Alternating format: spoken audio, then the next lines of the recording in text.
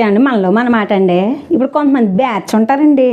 అంటే అమ్మలక్కలు కూర్చుని ఉంటారు కదండి. అమ్మలక్కలు ఏంటి ఎవరైనానండి కూర్చుని ఉంటారు కదండి.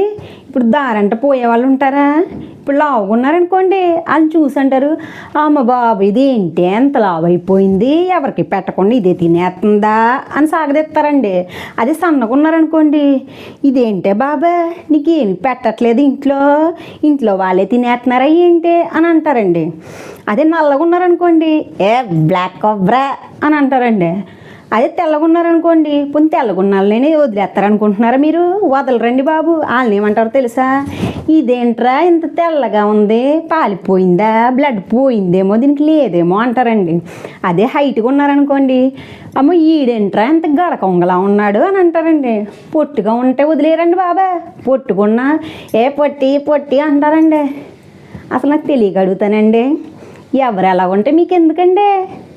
అసలు ముందు మీరు ఎప్పుడైనా అద్దంలో చూసుకున్నారా మీరు ఎలాగున్నారో?